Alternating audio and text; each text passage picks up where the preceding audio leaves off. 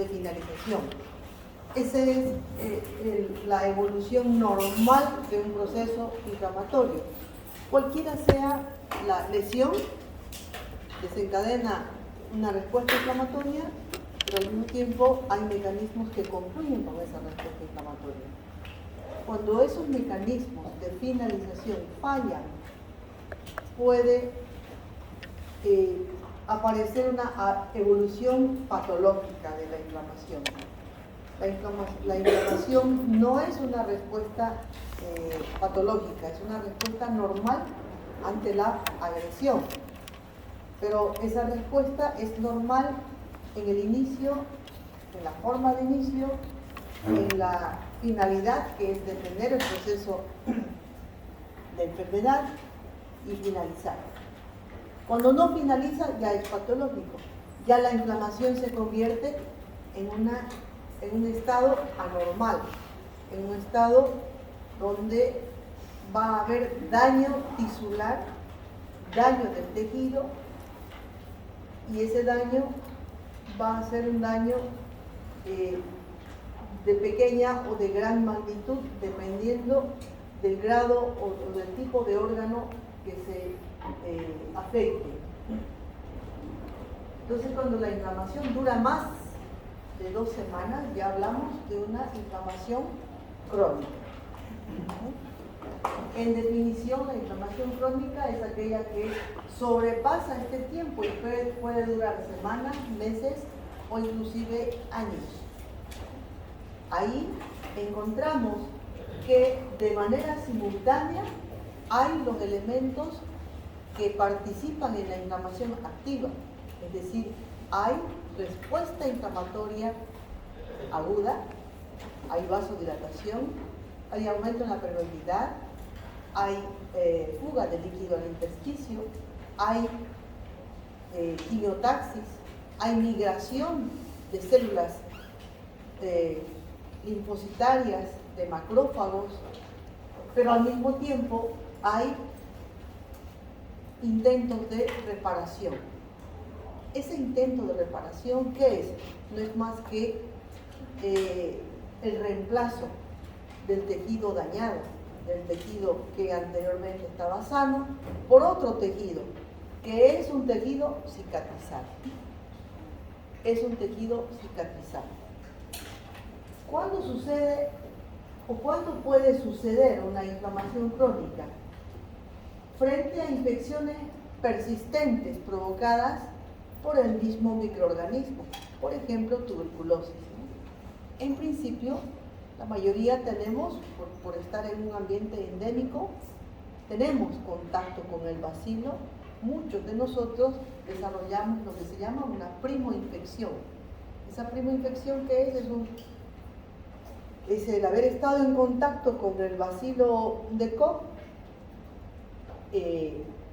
pero que se desencadena una respuesta de contención y deja como secuela un pequeño granuloma, que es un granuloma calcificado que muchos de nosotros tendremos si nos sacan una radiografía simple de tórax. Un granuloma calcificado, secuela del ingreso, del contacto que hemos tenido con el bacilo de Koch y la respuesta frente a esa invasión. Pero si la respuesta, el bacilo no es contenido y prolifera y se mantiene, o seguimos en contacto con el mismo germen en un ambiente, por ejemplo, donde tenemos contacto con pacientes que son bacilíferos, seguramente habrá el desarrollo de una inflamación crónica en respuesta al bacilo de Koch. También la misma respuesta inflamatoria se produce, por ejemplo, por la enfermedad de Hansen, la lepra, o cualquier infección crónica. O también puede ser, por ejemplo, la exposición prolongada a agentes potencialmente tóxicos, agentes exógenos. Caso típico, el alcohol. El alcohol que va a desencadenar primero una hepatitis alcohólica, la respuesta inflamatoria, Y si hay una constante presencia de alcohol, de consumo de alcohol, el alcohol va a producir primero inflamación, respuesta inflamatoria, pero luego va a provocar destrucción e intento de reparación, que ya es lo que conocemos con el nombre de cirrosis hepática. O, por ejemplo, por el tabaquismo, o cualquier agente que se inhale de forma constante y que se deposite en los pulmones, como el asbesto, por ejemplo, o sustancias tóxicas que vienen en los cables, esto que reviste, el plástico que reviste los cables, o las personas que están expuestas a sustancias que se inhalan, por ejemplo, los carpinteros que utilizan tiner, que son sustancias volátiles que uno las inhala y que llegan a convertirse en un factor inflamatorio. Y como el contacto es constante durante años, llegan a producir inflamación, destrucción e intentos de reparación. También las personas, no se ve ahora, pero antiguamente cuando cocinaban con leña, o las que utilizaban hornos a leña, ¿no? Entonces la leña deja ceniza, ¿no? Y esa ceniza, cuando se la mueve, es un polvo con partículas diminutas que se inhalan y se depositan y desencadenan una respuesta inflamatoria, porque son agentes externos que son reconocidos como externos y por lo tanto desencadenan una respuesta inflamatoria. Dentro de la respuesta inflamatoria aguda, ustedes han visto que tiene un proceso agudo que no solamente daña el agente infeccioso, el agente que está provocando un daño, sino que hay daño tisular, localizado, pero hay daño tisular, que después sigue un proceso de reparación. ¿Se imaginan ustedes ese daño extendido? Esa reparación extendida va a ocasionar pérdida de la función orgánica, ¿no? Pérdida de la función del órgano.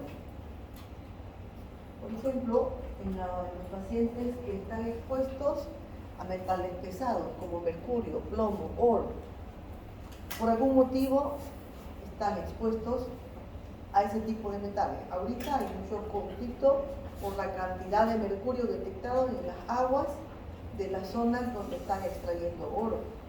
Todas las aguas están contaminadas y han encontrado niveles extremadamente altos en niños, en adultos, en toda la gente de la zona que consume agua de esa zona está intoxicada de mercurio. Esas personas, no todas, porque hay enfermos, no enfermedades, ¿qué van a desarrollar? Ese metal pesado va y se deposita ¿dónde? En el intersticio de los riñones, el parénquima renal. Eso va a desencadenar ¿qué? Una respuesta inflamatoria.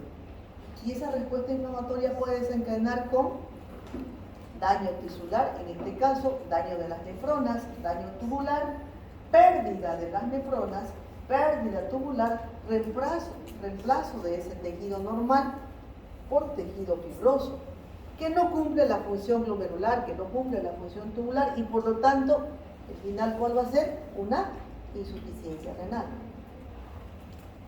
En el caso del tabaquismo o de cualquier sustancia tóxica que se inhale, ¿cuál va a ser el final? El final va a ser una fibrosis pulmonar. Y la fibrosis pulmonar lleva a insuficiencia respiratoria y muerte del paciente, ¿no? Igual en la cirrosis que es la fibrosis hepática, va a llevar a una insuficiencia hepática y bueno, nadie vive sin hígado, nadie vive sin pulmón y nadie vive sin riñones, obviamente. Entonces, la exposición a un agente tóxico determina un estado inflamatorio crónico que, habiendo un proceso inflamatorio, va a terminar en daño tisular y ese daño tisular en intento de reparación.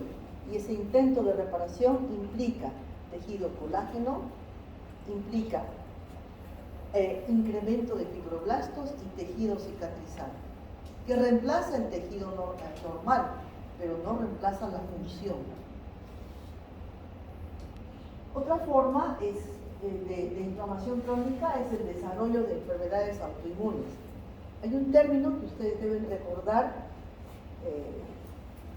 muy bien, que es el término de tolerancia inmunológica. Nuestro sistema inmunológico, explicaba al principio, que a través de la exposición a antígenos propios se va conformando nuestra estructura de reconocimiento inmunológico, ¿no? A través del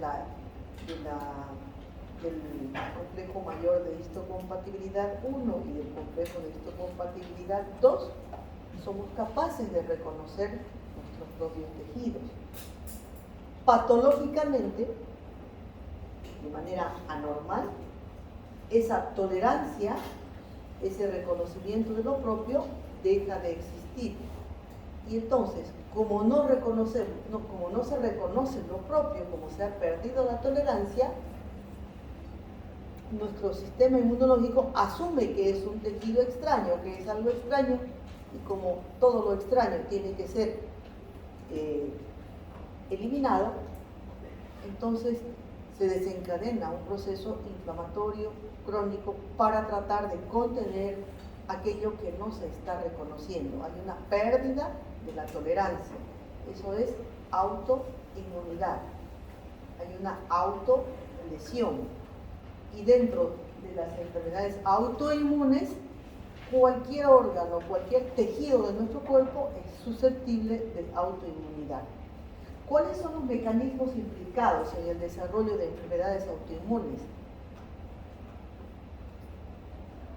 Para poder entender cuál es el mecanismo, tenemos que recordar lo que al inicio les había mostrado, que constantemente durante nuestro desarrollo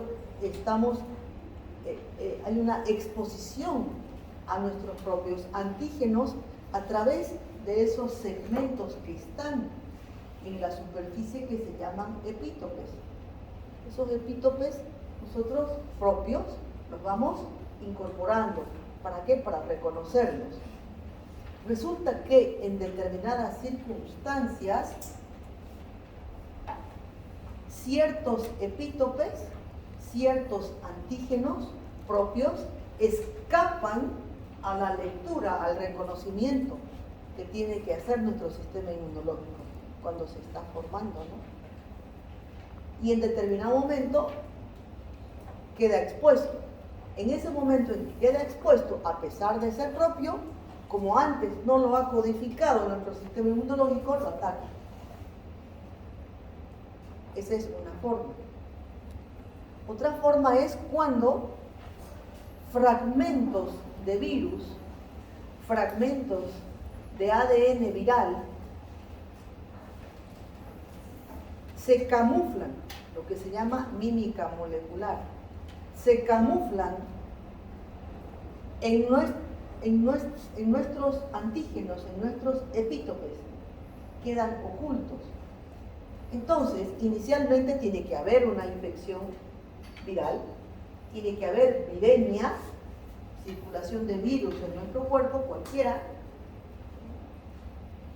y de esos virus algunos fragmentos quedan ocultos, no se eliminan completamente, hasta que en algún momento son descubiertos, pero ya están incorporados en nuestro propio tejido, en nuestras propias células de cualquier órgano, por ejemplo pulmones, por ejemplo hígado, por ejemplo riñones, por ejemplo piel, por ejemplo articulaciones, por ejemplo ojo, esclera, uvea, hay uveitis autoinmune, hay escleritis autoinmune, hepatitis autoinmune, neumonitis autoinmune, nefritis autoinmune, artritis de origen autoinmune. O sea, cualquier lugar puede ser susceptible de que en ese tejido queden fragmentos virales incorporados, camuflados, hasta que son descubiertos. Porque deben imaginarse que nuestro sistema inmunológico, nuestros macrófagos, están constantemente 24/7 patrullando todo nuestro cuerpo para detectar algo que no es normal, para directamente atacarlo. Y al atacarlo la intención es destruirlo. Entonces es el mecanismo, uno de los mecanismos, algunos de los mecanismos que pueden dar origen a autoinmunidad.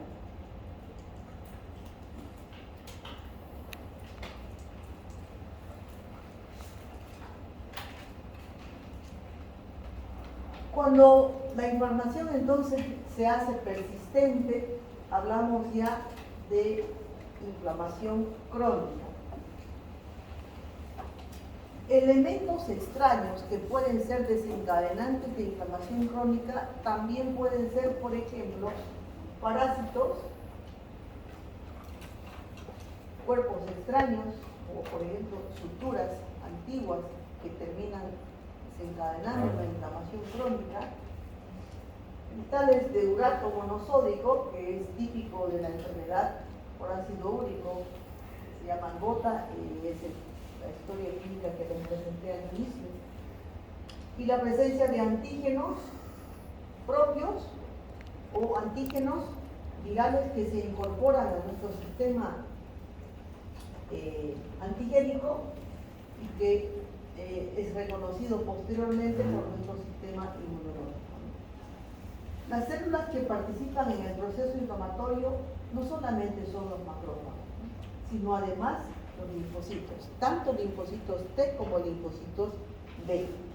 Y por supuesto, estímulos que van a dar lugar a cicatrización, es decir, elementos de tejido de granulación. Fíjense cómo evoluciona una inflamación crónica, ¿no? Primero debe haber organización, es decir, respuesta inflamatoria, que ya ustedes saben cómo es la respuesta inflamatoria, pero como esta respuesta inflamatoria es persistente por la persistencia de la lesión, va desarrollándose tejido fibrótico. Este tejido fibrótico va a dar lugar a reemplazo del tejido normal por tejido cicatrizado. Que en la evolución puede evolucionar, les he mencionado anteriormente, por ejemplo, si es una enfermedad, una hepatitis crónica, alcohólica, por ejemplo, o hepatitis autoinmune, o una cirrosis biliar primaria, va a desarrollar una fibrosis hepática que es conocida como cirrosis. Esa cirrosis va a dar lugar a insuficiencia hepática y luego a hipertensión portal. La inflamación crónica entonces es un proceso muy complejo porque se ha activado de manera persistentemente anormal una respuesta inflamatoria que provoca daño tisular. De tal manera que existe primero una respuesta aguda, una respuesta rápida, pero que no logra concluir. Con el tiempo, la evolución va a dar a una alteración del tejido que ha sido dañado y reemplazo de las células normales y por lo tanto pérdida de la función de ese órgano que está siendo afectado.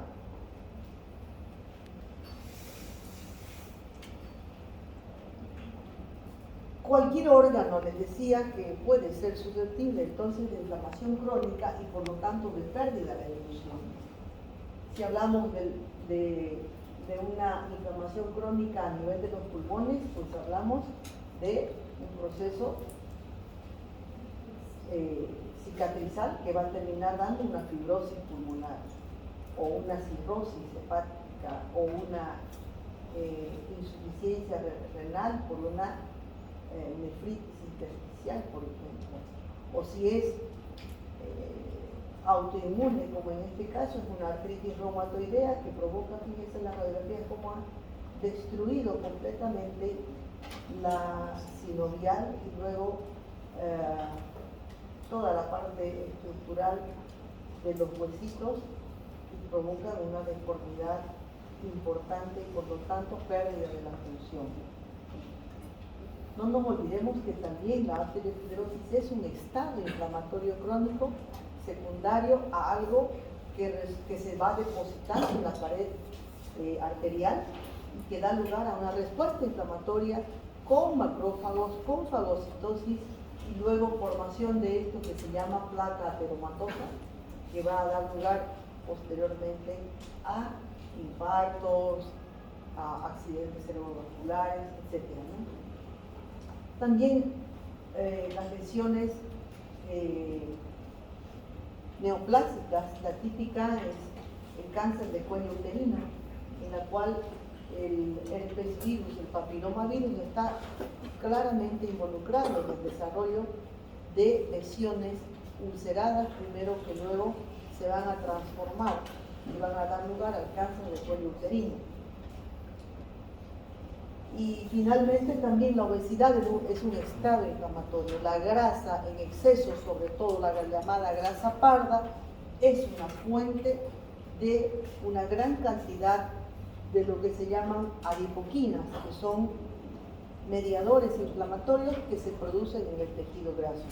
La persona que tiene obesidad está en un estado inflamatorio. Por eso es que las enfermedades como neoplasias o enfermedades autoinmunes como la artritis, por ejemplo, son más frecuentes cuando hay acumulación de grasa, sobre todo grasa a nivel central.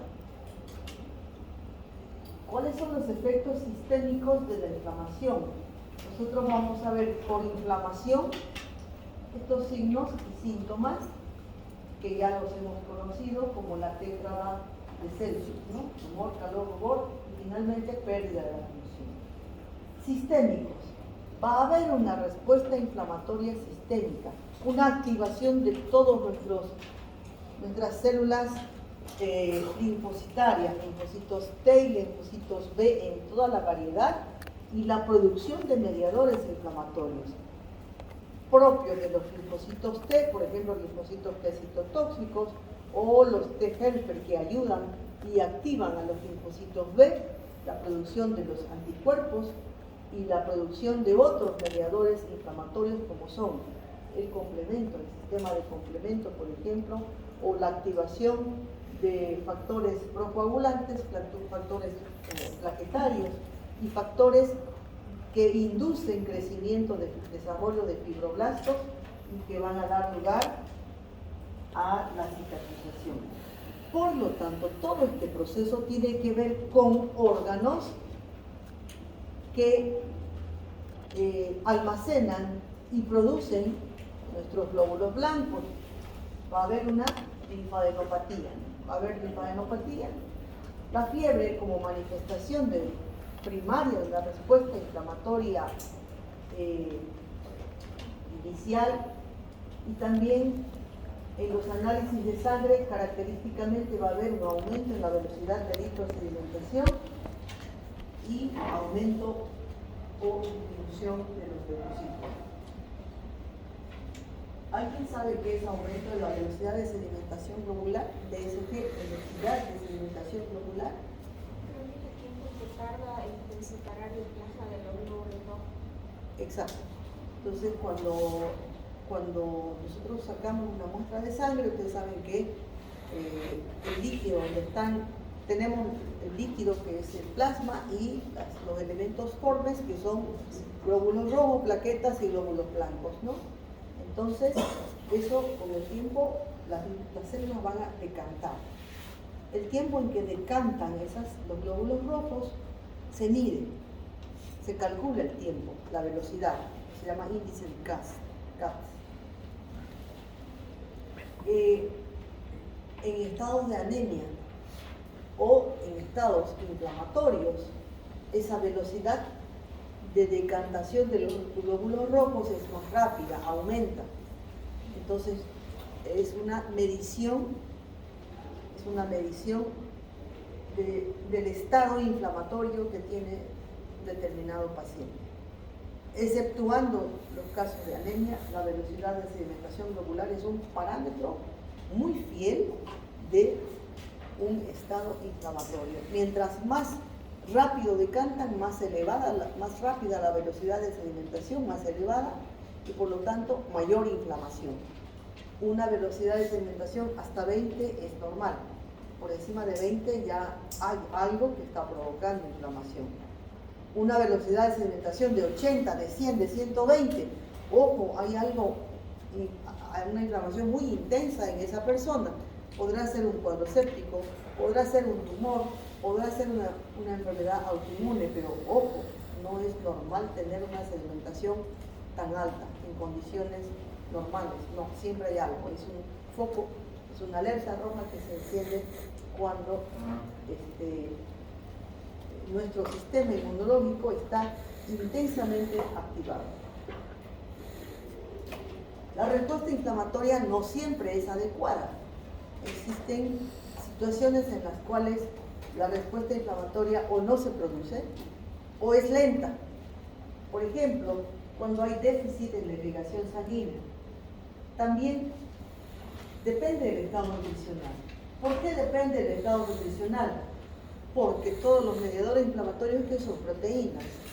Y si no hay una adecuada nutrición, no hay proteínas, mediadores inflamatorios de la respuesta inflamatoria. Por lo tanto, la respuesta inflamatoria en los desnutridos está alterada.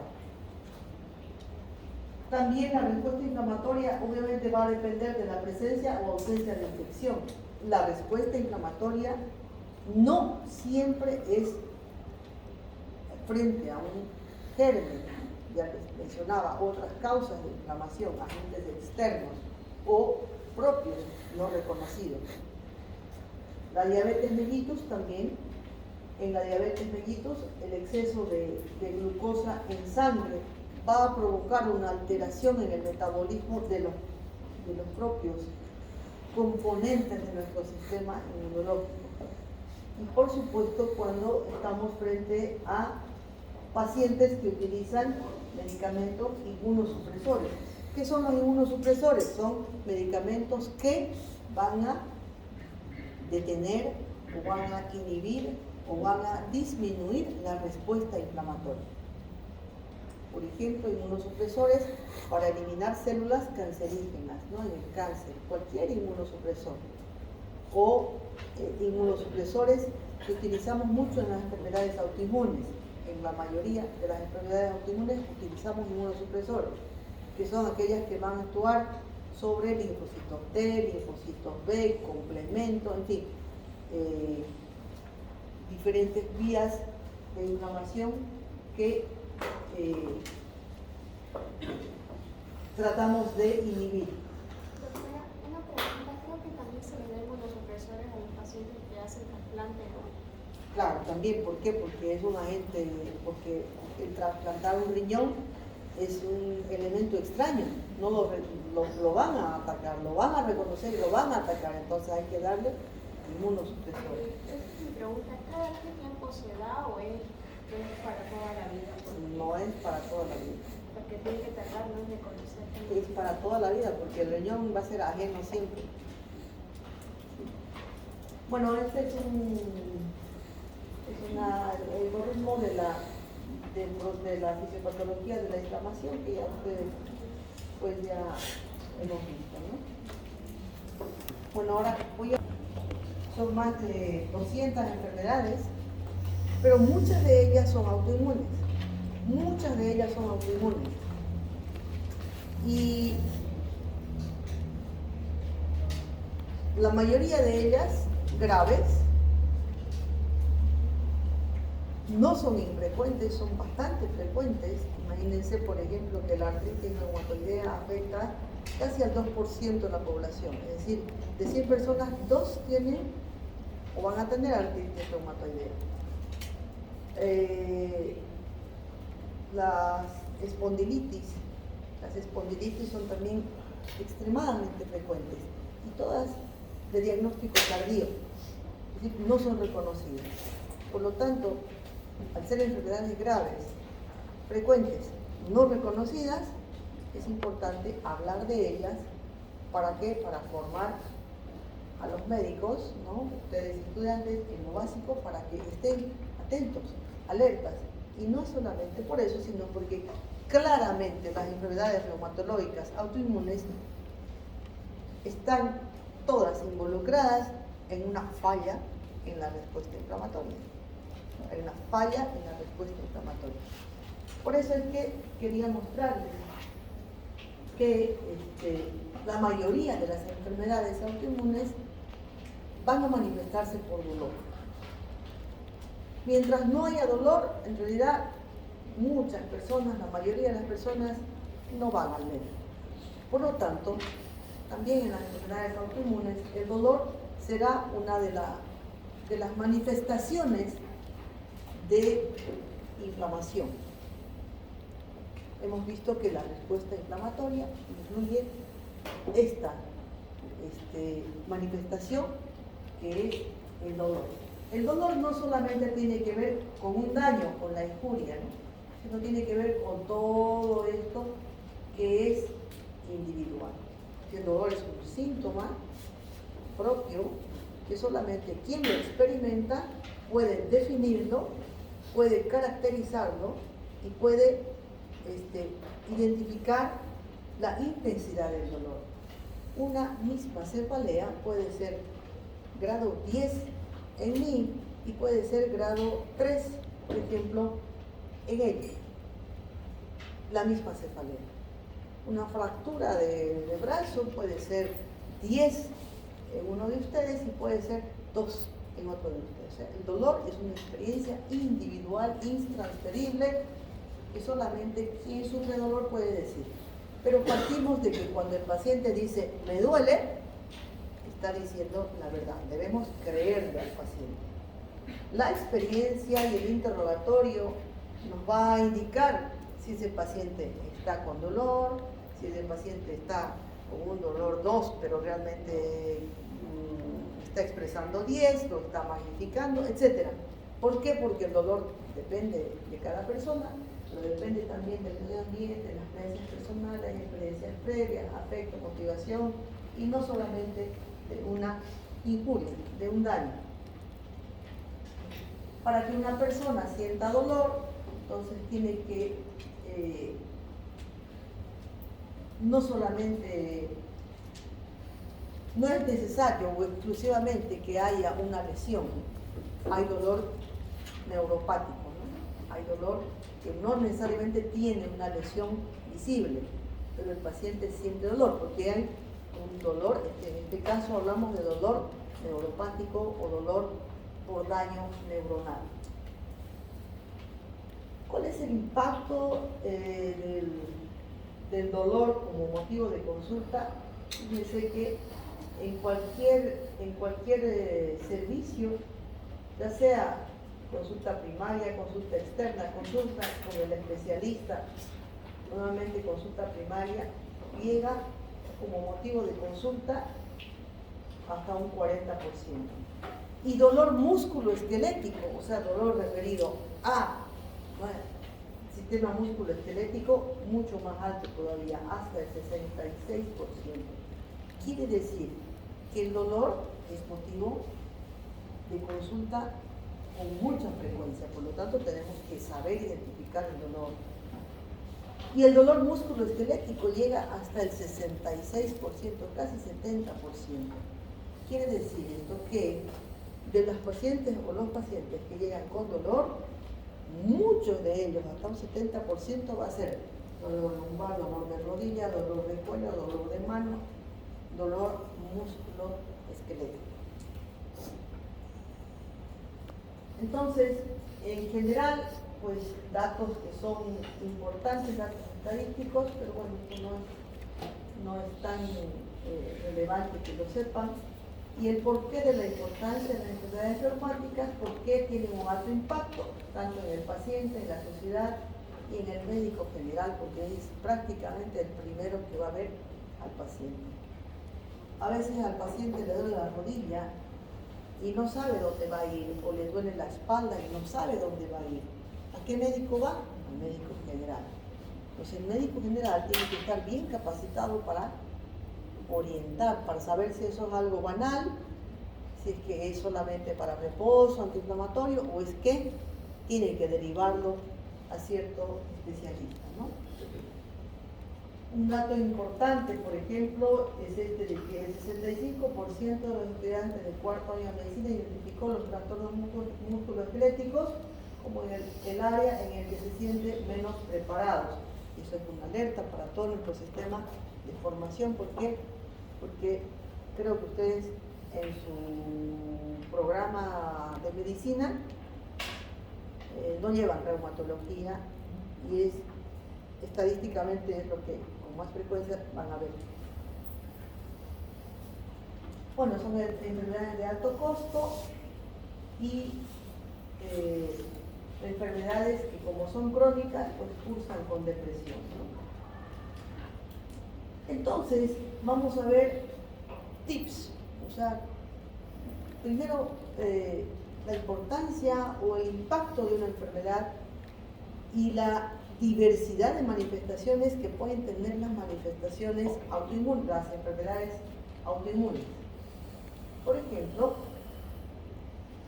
el dolor en mano, que puede ser algo muy simple, como por ejemplo un síndrome de túnel carpiano, y aquí la paciente o el paciente va a decir que le duele la mano, se le adormece la mano, ha perdido la fuerza. Pero en el examen físico y en el interrogatorio vamos a observar, vamos a caracterizar el dolor para poder identificar que el dolor es dependiente de una lesión del mediano y que los síntomas están en el territorio del mediano.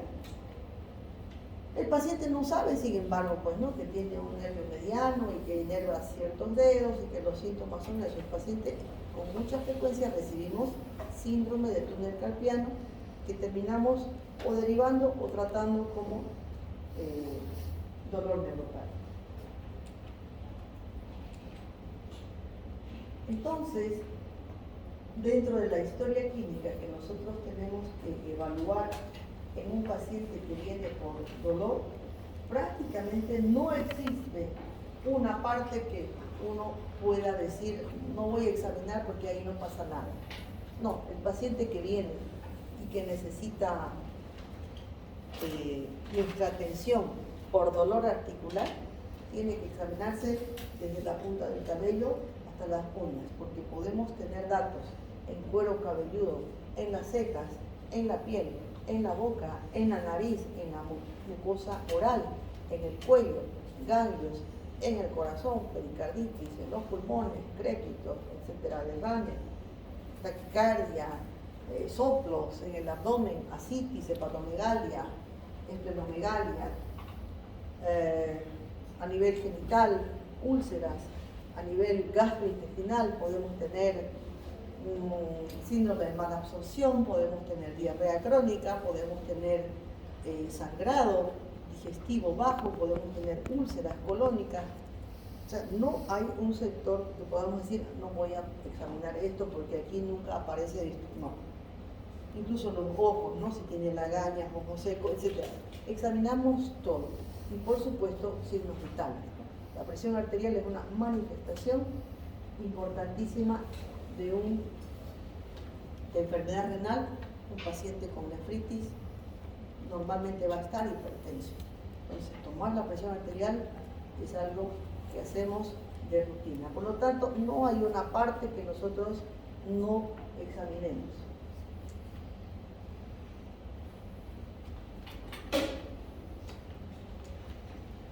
Dentro de los síntomas inflamatorios tenemos síntomas específicos, que ya les decía, ¿no? Ojo, boca, etcétera, pero también tenemos síntomas inespecíficos. Y estos síntomas son síntomas inflamatorios. Son síntomas mediados, son síntomas que aparecen secundarios a mediadores de la inflamación. La mayoría de ellos por prostaglandinas o por otras citoquinas que van a dar, ¿qué? Van a dar dolor, van a dar anorexia, van a dar astenia, van a dar mialgias, van a dar fiebre, pérdida de peso, cefalea, hasta depresión. El exceso de citoquinas proinflamatorias provocan un estado similar a un estado depresivo. Todos estos síntomas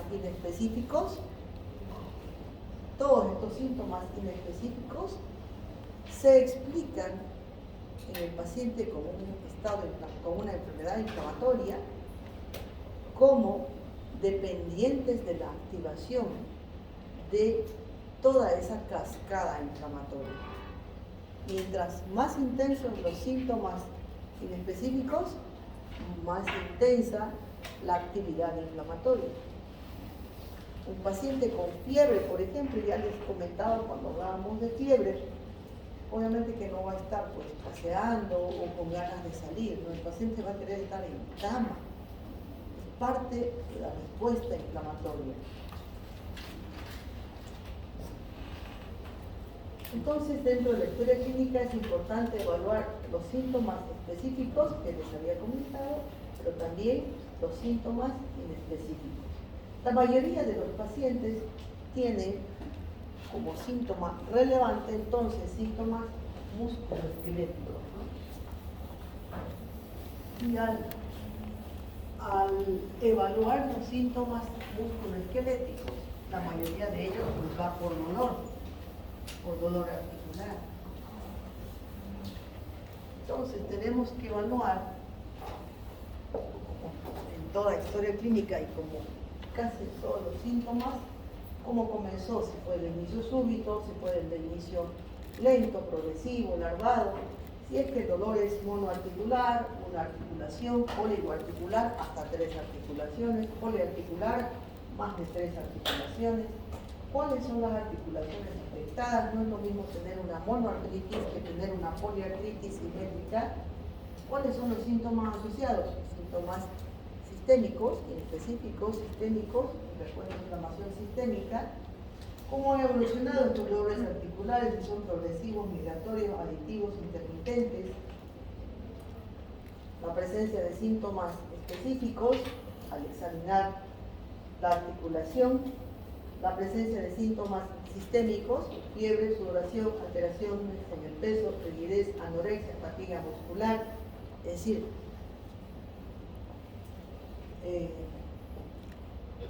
un paciente con dolor en el codo, por ejemplo, dolor e inflamación en el codo, que además tenga fiebre, sudoración, alteración del peso, ojo, ese paciente está gritando que tiene algo. No me voy a enfocar solamente en el codo. Si el paciente tiene otros síntomas, tengo que buscarle, por ahí es un sarcoma, osteosarcoma, por ahí es una tuberculosis, artritis tuberculosa, por ahí es en fin, tenemos que buscar, porque si es que además del dolor articular, además de la inflamación, de los síntomas inflamatorios locales, hay estos síntomas, tengo que buscar qué más tiene ese paciente, ¿no? Tengo que hacerme como un detective para buscar qué más tiene el paciente y claramente hacer una revisión por sistema, ¿no? ¿Cómo está el cabello? Porque el paciente se olvida. Es más, el paciente está diciendo, digamos, me duele el codo. A ver, acuéstese, le voy a mirar las rodillas, ¿no? Pero me duele el codo, pero tengo que mirar todo y tengo que preguntar todo, hacer una revisión por sistema de todo, porque ya les decía, las enfermedades autoinmunes se pueden manifestar en cualquier tejido. De pronto un paciente va con una inflamación, una poliartritis, digamos, que le duele todo el cuerpo, y nos dice que está así hace 2 meses. Si yo no hago revisión por sistemas, por ahí me puedo saltar un detalle de que hace 3 años tuvo un episodio de tos con hemoptisis. ¿Saben qué es hemoptisis? Expectoración sanguinolenta, ¿no? Imagínense, hace 3 años expectoración con hemoptisis. Si yo no pregunto, ¿ha tenido alguna enfermedad pulmonar? ¿Ha tenido tos? Algo, el paciente capaz que lo pase por alto y no me lo cuente. Pero si yo pregunto y el paciente me dice, hace 3 años tuve, en mis términos, ¿no?, hemoptisis, que se me pasó en 2 días, no le dio importancia y ahora está con eso, tengo que buscar una vasculitis, tengo que buscar un lupus, tengo que buscar. No son aislados, no son síntomas aislados. Tengo que ver también la historia familiar, porque normalmente muchos de los pacientes tienen historia de familiares también con problemas autoinmunes. Tanto la atopía, que es la respuesta alérgica, como la autoinmunidad tiene cierta tendencia familiar.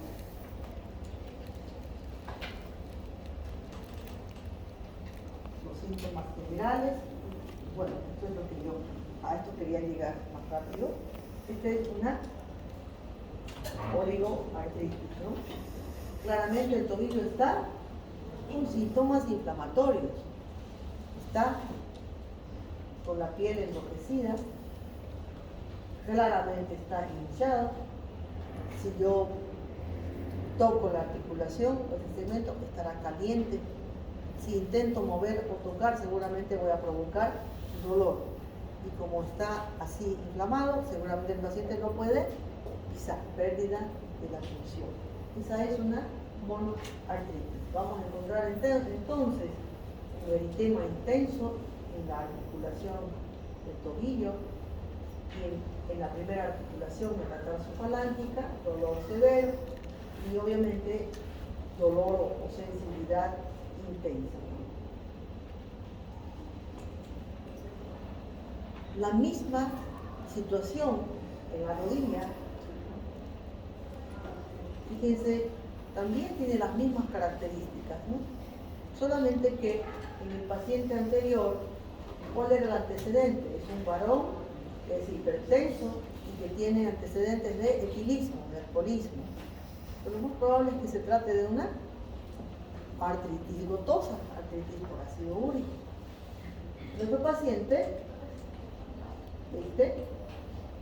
también es una monoartritis, pero es un paciente que es diabético, hace diálisis y tiene fiebre. ¿Será por ácido úrico? Obviamente no. Tiene fiebre, hace diálisis, lo más probable es que sea una artritis séptica, ¿no?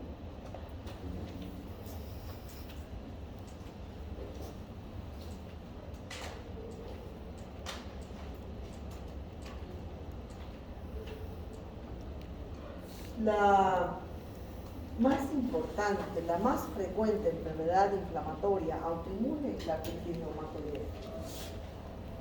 La artritis reumatoide es una enfermedad inflamatoria crónica, potencialmente incapacitante, porque por el daño tisular provoca destrucción y provoca deformidad. La clasificación, de acuerdo al momento en el que uno lo encuentra, hoy día y ayer he visto 2 pacientes con una poliartritis de 2 meses de evolución, o sea que está en esto, una artritis muy temprana, artritis reumatoide muy temprana, que es el momento en el que uno tiene que tratar de identificar la enfermedad para intervenir, hacer tratamiento y evitar la instalación y progresión de la enfermedad. Esta es una artritis instalada. ¿Aquí qué necesito hacer? Sería prácticamente nada. Ya hay una lesión tan importante, ya esta paciente ha perdido la función, no puede seguramente ni agarrar lo básico, el cepillo de dientes, o un peine, ni siquiera un jabón, no podrá ni siquiera calzarse, ¿no? Porque está las articulaciones totalmente destruidas. En esta persona, si ustedes se recuerdan durante toda su vida, va a decir, no, tengo una artritis reumatoidea. La clave es diagnosticar temprano, cuando no hay esto, ¿no? Ahí, en ese momento. Porque si no identificamos una enfermedad inflamatoria en este momento, va a evolucionar a eso. ¿Qué valor tiene ya identificar esta paciente? Ya ninguno. Cualquiera puede hacer diagnóstico, ¿no? ¿Qué vamos a darle de tratamiento aquí? ¿Qué vamos a evitar si ya está todo dañado, todo deformado, todo destruido? ¿Qué vamos a evitar? Nada. Aquí está claro. Cuando, fíjense, hay síntomas inflamatorios. Ustedes comparan un dedo con otro, el dedo está en un aumento de volumen, ¿no? Y si ven aquí, esta articulación aquí tiene cambios en la piel, está eritematosa. Quiere decir que hay también inflamación. En ese momento es en el cual uno tiene que intentar diagnosticar. Es decir, que todo dolor articular, ojo, tiene que ser bien evaluado. Esta es una rodilla. Una preguntita, ¿haber sufrido una fractura de un falange, ya sea en la mano o en el pie, te puede llevar a tener una artritis a futuro? La fractura. O sea, una fractura que no haya sido tratada. No, puede provocar dolor, puede provocar incapacidad o trastornos en la pisada, en el pie me dijiste, ¿no? Sí, pero de una fractura posteriormente haga una artritis, no. Esta es una rodilla radiológicamente normal, una radiografía de rodilla. Fíjense cómo hay una destrucción y alteración anatómica completa por destrucción autoinmune. Es un proceso inflamatorio que ha destruido, en este caso, la articulación de la rodilla. Esta paciente caminará normalmente, esta paciente seguramente está postrada en cama o en una silla de ruedas.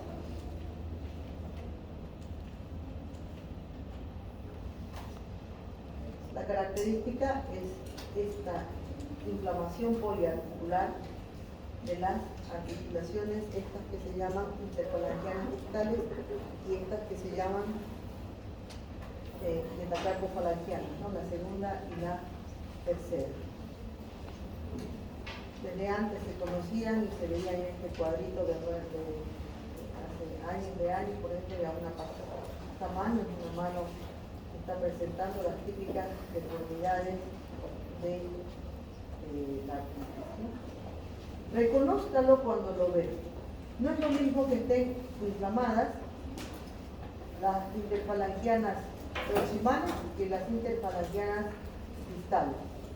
Cuando están inflamadas las interfalangianas distales, pensamos en una osteoartritis u osteoartrosis.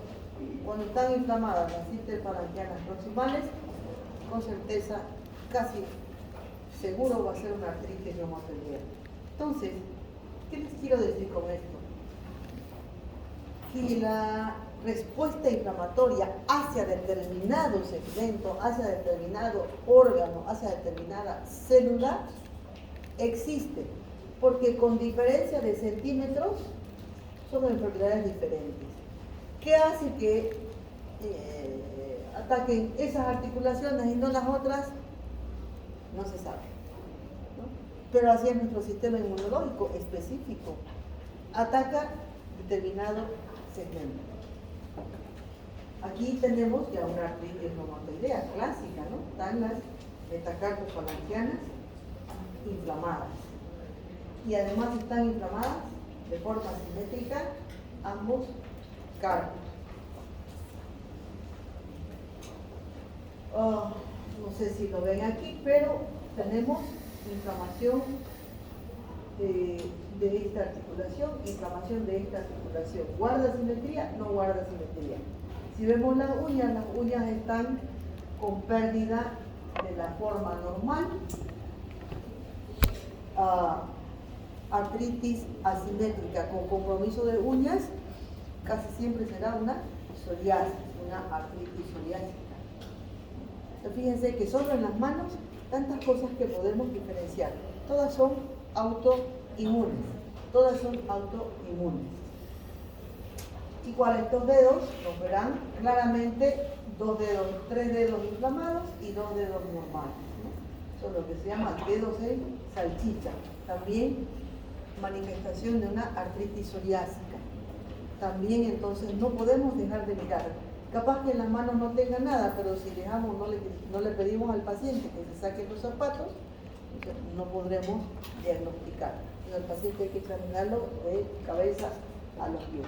La psoriasis, entonces, es una enfermedad autoinmune que en la mayoría de las personas afecta solo la piel, un 60%, pero hasta un 40% hay compromiso de piel y compromiso articular.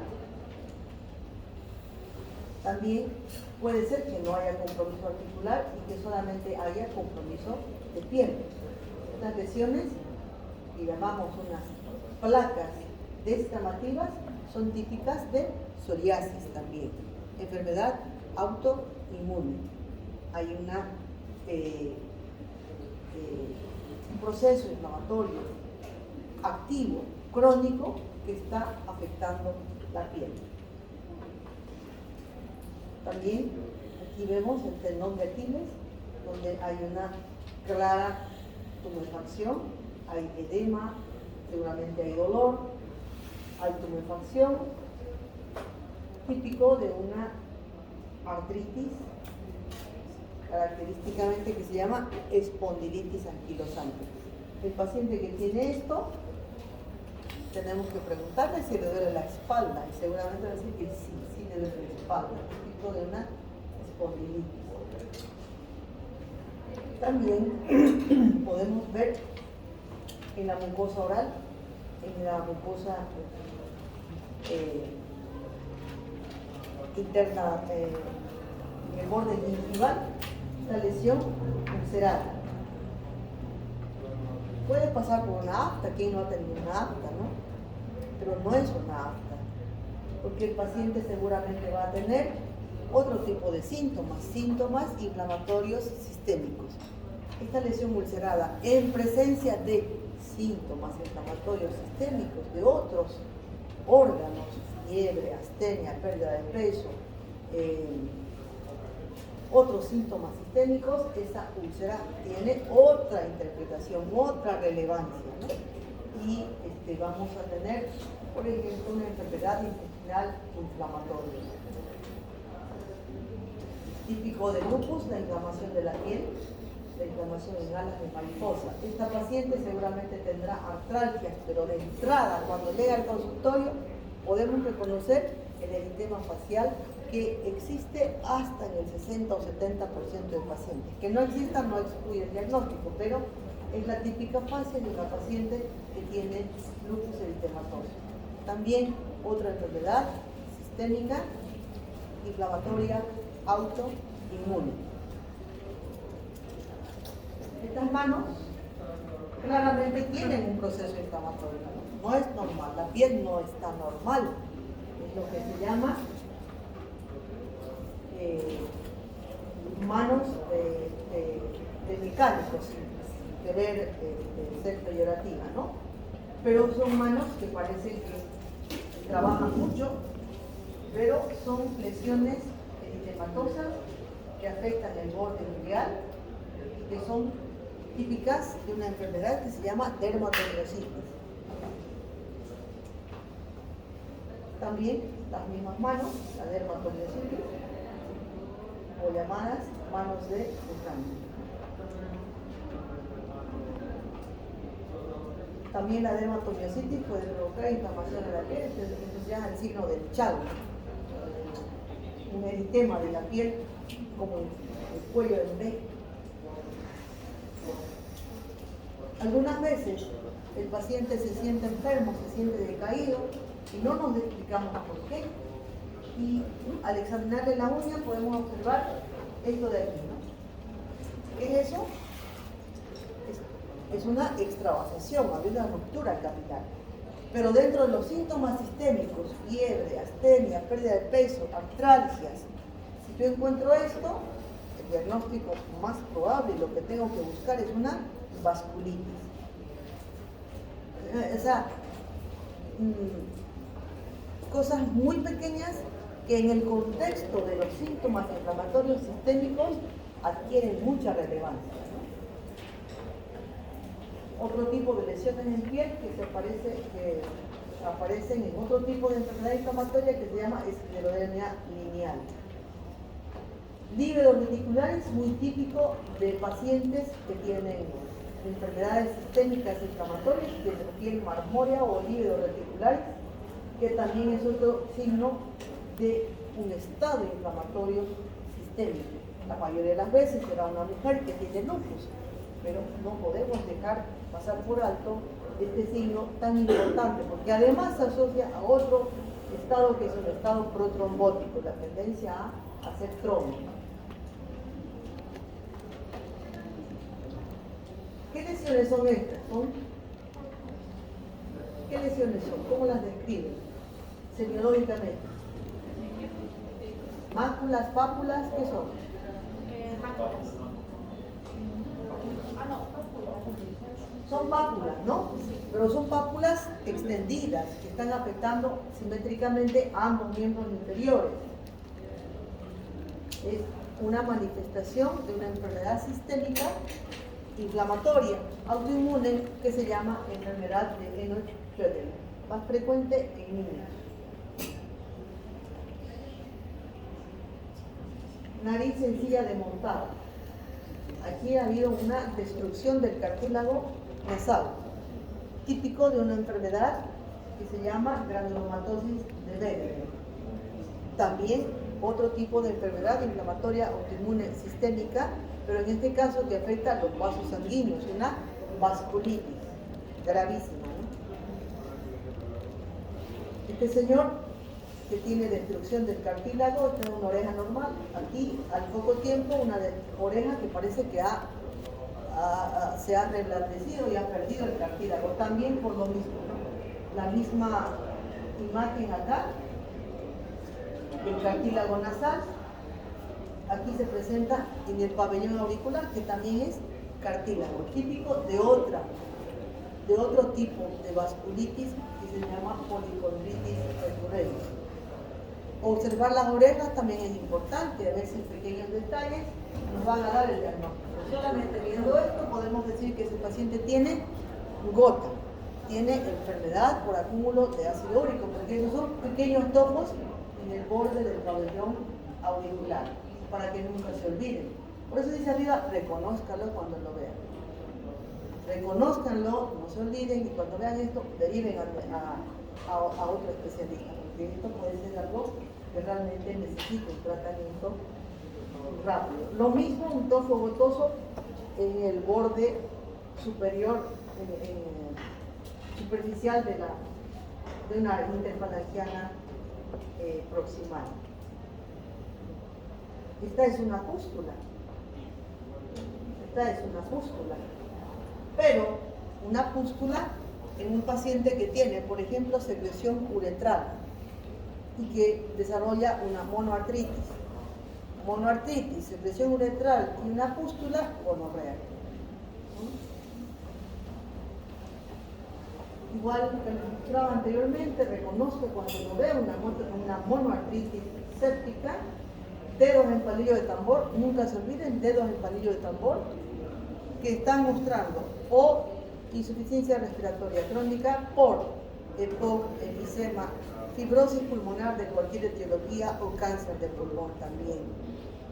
Respuesta inflamatoria sistémica, ¿no?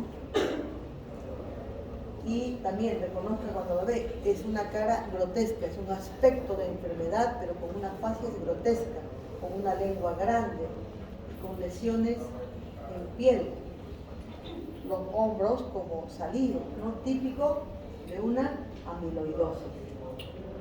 Bueno, eso es, inmunes se presentan así, de lo más raro. Cuando no sepan qué es, piensen en una enfermedad autoinmune, buscando síntomas inflamatorios sistémicos. Bueno,